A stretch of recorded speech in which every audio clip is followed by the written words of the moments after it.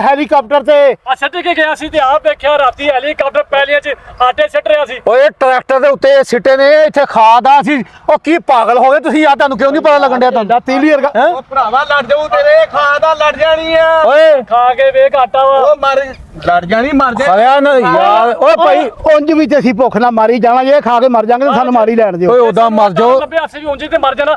ਤੁਸੀਂ ਪਤਾ ਨਹੀਂ ਕਦੋਂ ਦਾ ਆਟਾ ਉੱਥੇ ਰੱਖਿਆ ਇੱਥੇ। ਸਰਕਾਰ ਦੇ ਪੈਸੇ ਦੇਣੇ ਖਾਦੇ ਵਾਲੇ ਕੀ ਕਰਨ ਦੇ ਪੈਸੇ ਯਾਰ ਓਏ ਇਹ ਹੁਣ ਆਟੇ ਨੂੰ ਹੱਥ ਲਾਵੇ, ਇਹਨੂੰ ਹੱਥ ਲਾਵੇ ਨਾ ਖਾਦ ਨੂੰ। ਉਹੀ ਗੱਲ ਹੋਈ ਨਾ ਆਟਾ ਖਾਦ ਨੂੰ ਹੱਥ ਲਾਵੇ ਨਾ ਤੇ ਕਈ ਮਾਰ ਦੇਣੀ ਮੈਂ ਤੁਹਾਨੂੰ ਦੱਸਾਂ। ਲਾ ਨਹੀਂ ਇਹਦੀ ਅੱਛਾ ਵੀ ਮੇਰੀ ਵੀ ਸੁਣ ਲਾ, ਖਾਦ ਨੂੰ ਨਹੀਂ ਹੱਥ ਲਾਉਂਦੇ।